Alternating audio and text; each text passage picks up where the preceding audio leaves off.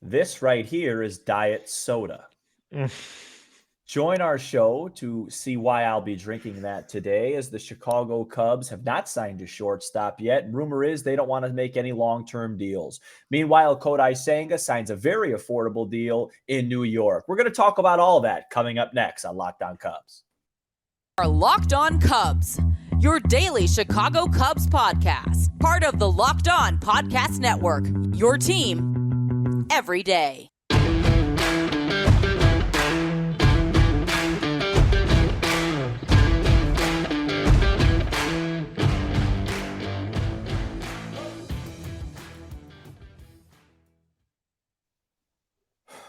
Welcome into another week of Locked On Cubs alongside Sam Olber. I'm Matt Cozy. Pleased to be with you for a Monday episode, and thank you whenever and wherever you may be listening, and thanks for making us your first listen every day. Sam and I are lifelong fans, taking our passion into a discussion with you on all things Cubs. Well, as we record here on a Sunday evening, 8:50 Central Standard Time, the two shortstops that we discussed to close last week are still available, but there is some new news regarding the Cubs' status and their pursuit of both of those players.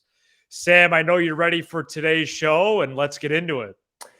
Yeah, very frustrating weekend. Let's just get into this. So, Sure.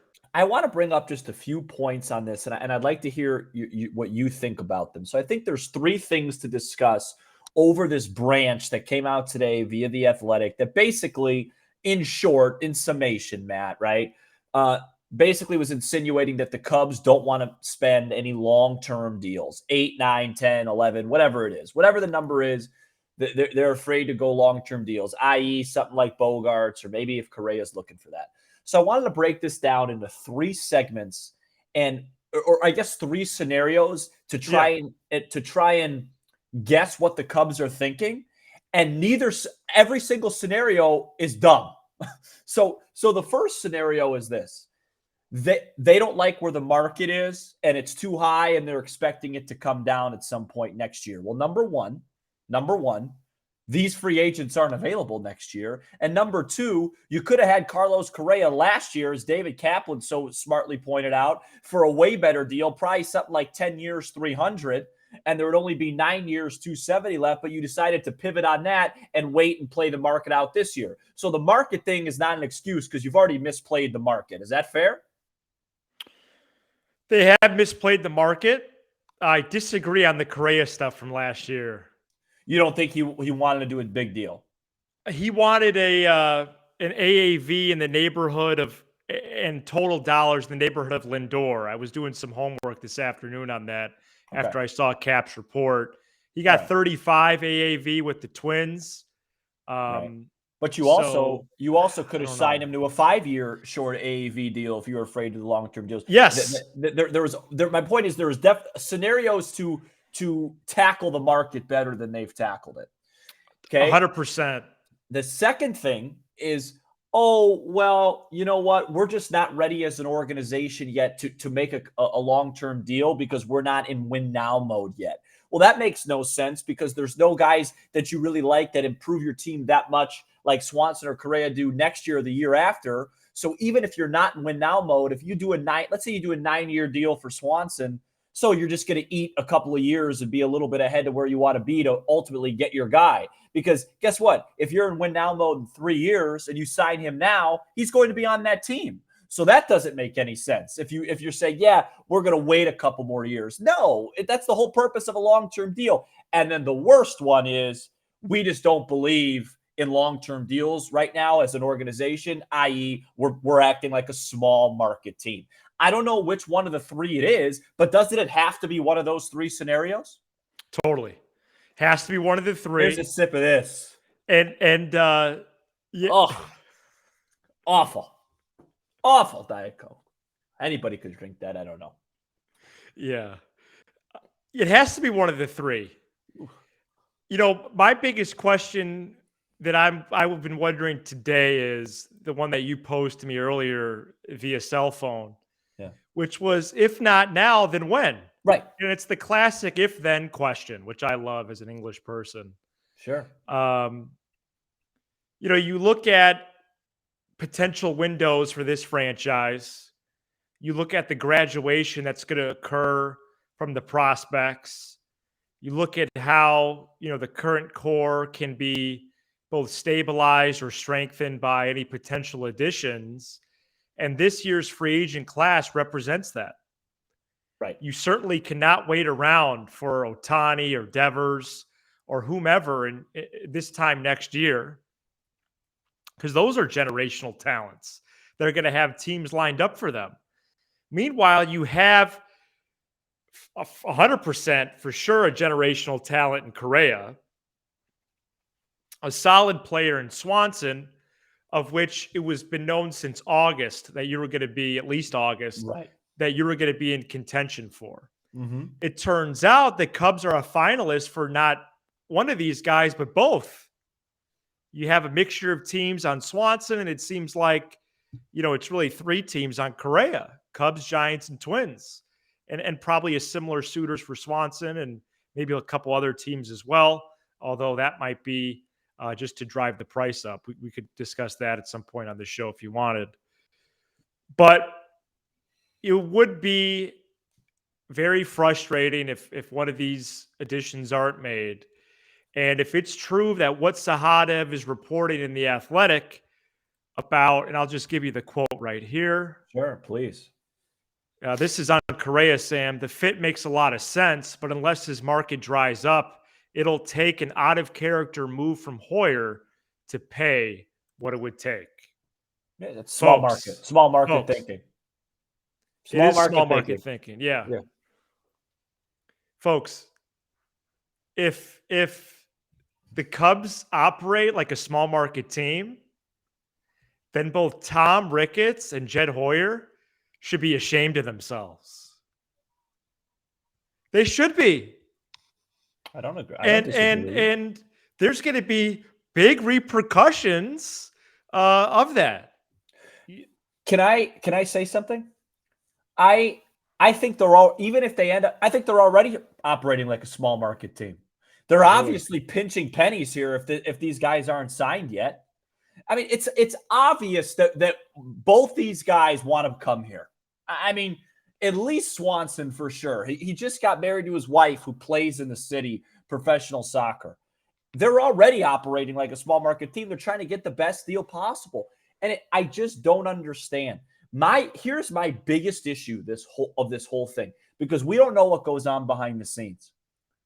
Why did you tell people you were going to do this? Why? Oh my gosh. Yeah, let's get into that. Remember that Sunday night game earlier in the year? It was like, yeah, the Cubs are going to be spending. They're definitely getting a shortstop. Did Jed Hoyer really think he was going to be able to steal someone at 5 years?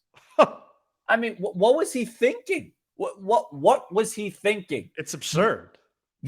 There are teams you have to. It's a competitive market. That's why people keep saying, Sam, you're overdoing it with Swanson. He's not going to help that much. That's not true. A shortstop that can win a Gold Glove and hit a little bit behind a bunch of pitch to contact pitchers is going to help you win like an extra 6-7 games. Yeah. It's Dansby, Swanson at shortstop and Nico Horner at second base versus Nico Horner at shortstop and Nick Madrigal at second base is a 6-7 win difference. Wow. That's the difference of winning 80 games and maybe playing October baseball. It's a massive difference. Yeah, it's a great point. What are we thinking here? What's the goal? What are we doing? No, that's seriously. The title. That's the title of this show. No, but what are we doing? I understand we've rebuilt the farm. Brava and bravo. It's not a good enough farm system like it was back in the day where you could just get away with one big Lester signing that was huge, by the way. And remember the Jason Hayward signing? The first couple of years, that wasn't as bad as we thought because he actually could catch the ball. Signing people and giving people a lot of money to catch the ball is a big thing. Yeah, we always point out they had a historical defense. He was a huge part of that. Absolutely. No doubt about that. And absolutely. I would like to change, the verbiage a little bit. What are they doing to what are they waiting for? Because now you playing the waiting game may cost you Swanson. Because you need it. It may cost you everything. And right. You know what it is, Matt? It's because Ricketts goes, hey, I'm not going over 7 for 1, blah, blah, blah. And then Hoyer comes back and goes, he wants 9 for 2. Move on. Sometimes you have to negotiate and go a step up. I found an apartment. I had a budget. You know what? I really liked the apartment and I needed it because I need a place to live. So I went a little bit over my budget. Oh, nice. I will live. Right. Well, and your projection 8 for 200 for Swanson, I saw officially out there somewhere this weekend. So once again, you were first on that. Well, and if they don't do 8 for 200, I will move mountains if I have to. You can't wait around. And I'm going to go ice skating over at Gallagher Way at Wrigley Field and litter. Hey, on that clap, Sam, just we're doing some production meeting on the air. You popped a little bit. It sounds like you're going through your mic's now through the screen. You can just check your settings, all right? Yeah. Back to your Yeti mic. Just check on Restream if you can. Sure. Okay, so and the other thing that Sahadev was saying was, okay, how could this team get better? He put it into the different buckets of categories. Should be better now. Oh yeah, we're it's like we're at a concert now.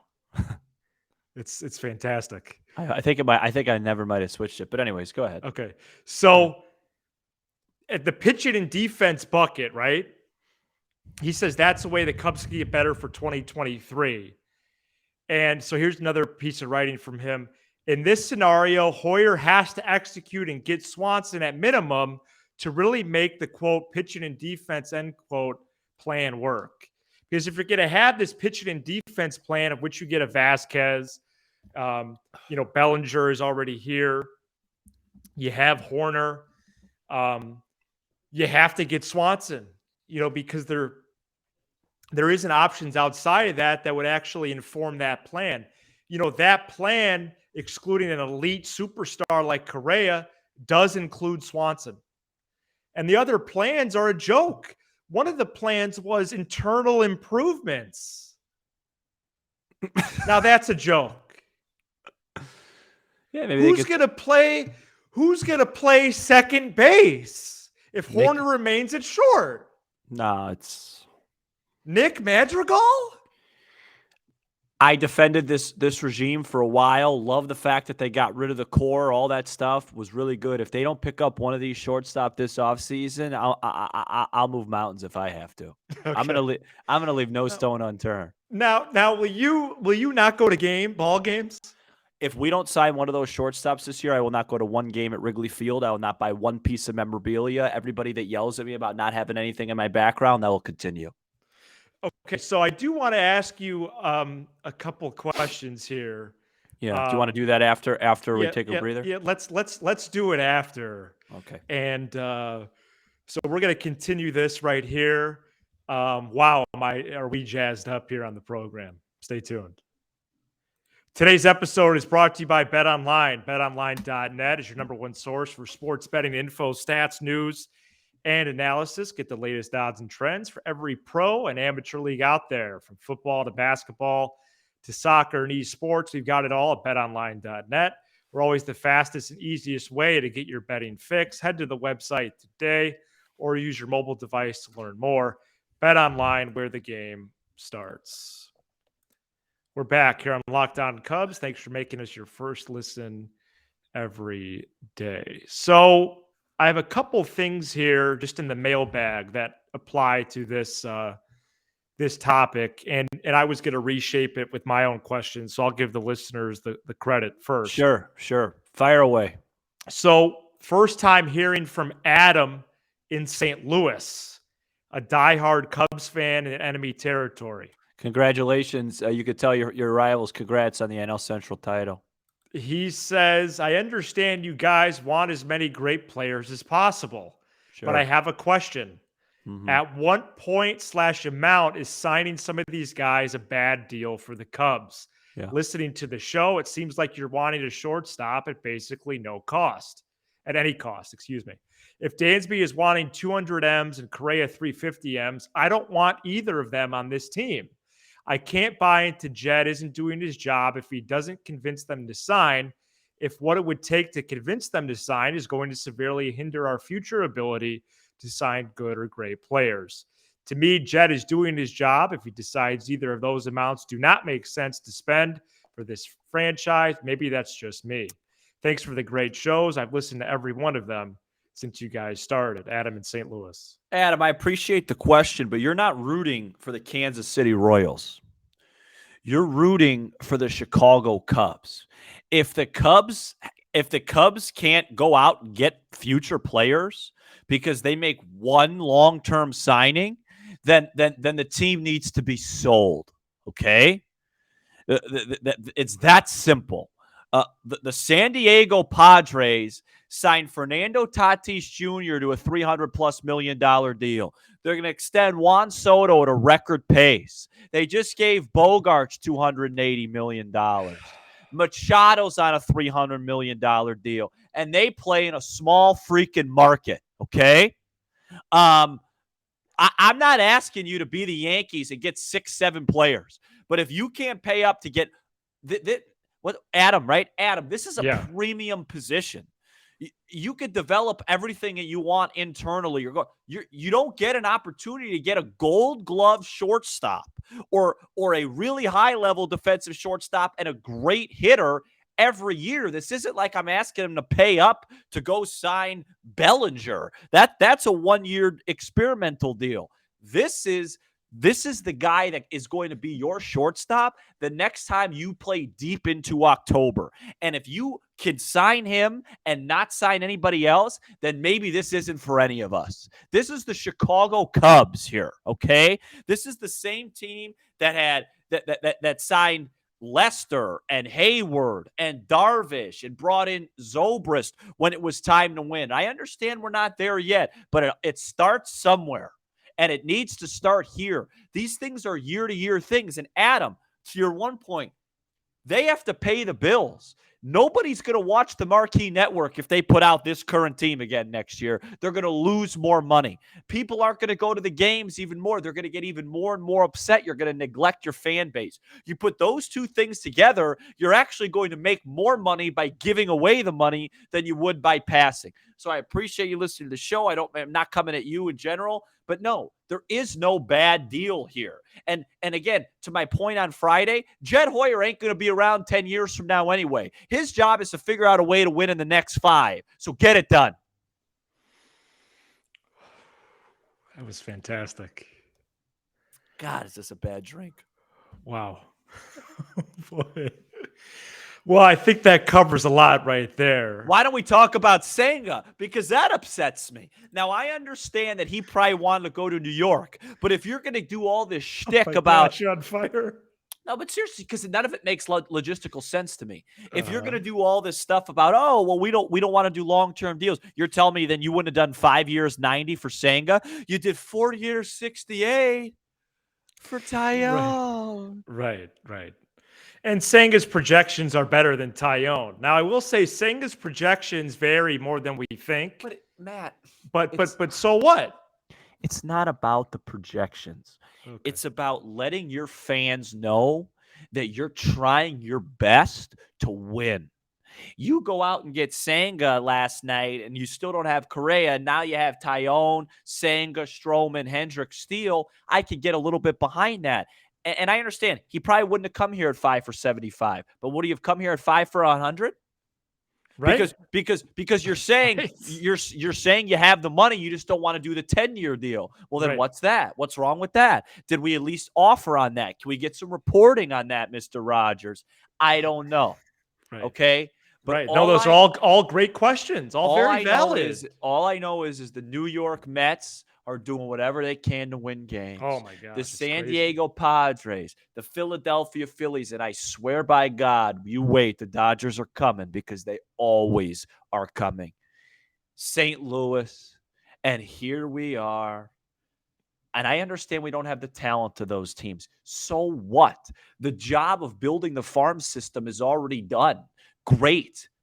There's no loss at trying to win baseball games this year. Your fans are getting restless. Yeah, that's pretty clear at this point. We can barely sit still in our chairs. But, Get it done. It's possible Senga really wanted to go to the Mets. Sure. But and wanted to, as a Japanese import pitcher, wanted to pitch in the same rotation as two of the best of his era in Verlander and Scherzer. But I would like to know if there was an offer on the table, and if it was 5 years, that's in Jed's lane. That's Jed's appetite, I guess. Let me say something. Did I cut you off, or did you? No, I'm good. Okay. Jason Hayward's obviously the worst contract that's ever been signed for this team, right? Right. Did it really cost us anything? A World Series? Well, they won a World Series. Right. And would they have won in 2017 if he was better? They signed somebody else? Maybe. Not likely. They lost that series in 5 games. In 2018, they completely collapsed. They couldn't score a run at home. It wasn't just him. It was all of them. Right. My point is, the worst possible case scenario is you end up with a Jason Hayward. And I'm not saying that you don't have a core to support Jason Hayward, but you survive these things. There's bad contracts everywhere across the board. He is now off the team and signed a minor league deal with the Dodgers. It's done. Okay. An elite defensive shortstop, whatever he does offensively, and these guys are both dramatically better offensive players than Jason Hayward, is not going to be a bust of a deal, at least in his first 5-6 years. And oh, by the way, if you sign Correa to a 10-year deal, the last 5 years of that deal, he can move to third. Right. Right. No, it's definitely something to ponder. He's I think 28. there's something to be said that they are scared of the Hayward deal. But you just prove why they shouldn't be, which is why you're a great host. If I lived my life scared of every past mistake I've ever made, I'd never leave the house. Right. It's pretty close already. You know what I mean? Yeah. I mean, if I'm afraid, everybody makes mistakes. Hayward stunk. Nobody's denying that. Yeah. Carlos Correa, 10 years, 320, 330, whatever it is. It's going to grade out. And it's going to grade out as a good deal. And look at the rest of these deals. Trout, Tatis. Oh, my gosh. Look at Trout's deal right now. Yeah. These guys are still great players. Yeah. I don't understand. And don't get me started. It's not our show and it's not my role. Don't get me started with the south side of this baseball town. Oh, well, yeah, you don't need to go there. What do we care? Give me a few trillion. Let me buy a team. I'll show you how to own one. And again, I want to emphasize, we're not the guys that clam on the table and say, spend, spend, spend, spend. All I'm asking is that you match last year's offseason with Stroman and Suzuki. 2 big deals, 1 pitcher and 1 position player. You went 5 for 100 with Suzuki. You went 4 for whatever it was for Stroman. Fine. You want Tyone? Here's a diet soda. But go get that big position player. Yeah, it was 5 for Suzuki and 3 for Stroman. And don't tell me a decent pivot is let's take a shot with Conforto. No. Come on. They have outfielders.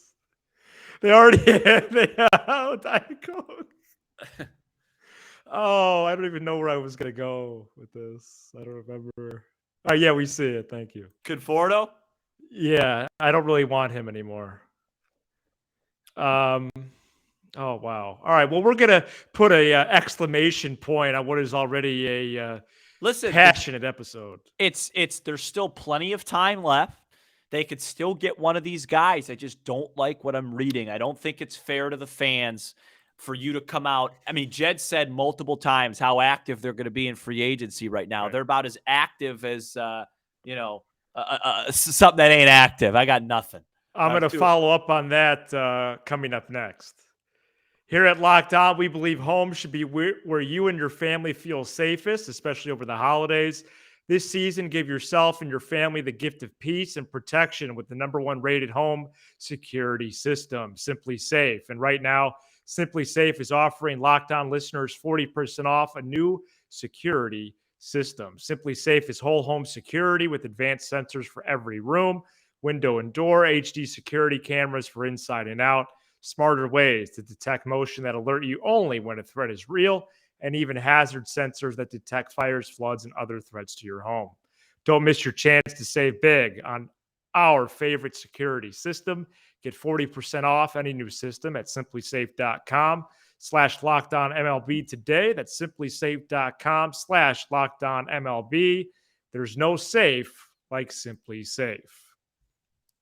Welcome back to Locked On Cubs. Thanks for making us your first listen every day. So as we put our stamp on this Monday episode, I do have a couple things to follow up on the conversation here, which I believe has just been fantastic. And, my one thing is, with this program, we have been very fair on Jed Hoyer. No, I've been a fan. In fact, we've given him praise. Praise. Especially for the trades for those dudes in 2021. He traded the core away, and basically every deal was a hit, a smash hit. And the other thing is, I don't know why they're waiting around. We haven't been able to answer the question of the episode. And that's on the Cubs organization. Yeah. And this week is going to be pivotal because these players might sign this week. It sounds like they're going to, because John Heyman leaked the Dodgers things with Swanson, which means he's going to sign in the next couple of days. You leak something like that, you want to see, okay, can I get a price up because I'm ready to go? So he's going to sign in the next couple of days. Then you have Correa, where it's really probably down to 3 teams. There might be a mystery team or another team in the mix, but really it's 3. At some point, he's going to decide. He's a person that's free to make a decision. He's going to probably decide this week. So what's going to happen this week, folks? I'll tell you Are the Cubs going to get one of these players, or are they going to be left in the dust? And we'll see about that. Go ahead. I'll tell you exactly what's going to happen this week. Oh. Here's a 3-2 pitch to Horner. Bases loaded, 2 outs. Cubs trail by 1 in the 9th inning. Ground ball in the hole. Full extension stop by Swanson. Throws over to Goldschmidt, and the Cardinals sweep the series. You think he's going to Cardinals? No, I'm just being annoying because I'm ticked. Oh, wow. Longer you wait, the more trouble it comes. Keep trying. We'll never set the market. I'm rooting for the Chicago Devil Rays. Be sure to hit that subscribe button. The Chicago Marlins. For Locked On Cubs on YouTube, and smash the Chicago like button. Nationals. Favorite Locked On Cubs content, Apple, Spotify, wherever you get your podcast. Chicago And remember, Orioles. you can drop us a text, 312-834-4634. Thanks for making us your first listen every day. Now make your second listen, the Locked On Sports Today podcast. Locked On Sports Today is our 22-minute recap of the previous night in sports. It features local experts on each of the big stories, as well as the take of the day from one of the Locked On hosts. What are our thoughts on going live this week, Sam? Maybe a Tuesday night live? Make a move. Okay, so they need to make a move in order to go live. Make a move. All right. He's Sam Olber. He's fired up. I'm Matt Cozy. I will leave no stone unturned, and this is Locked On Cubs.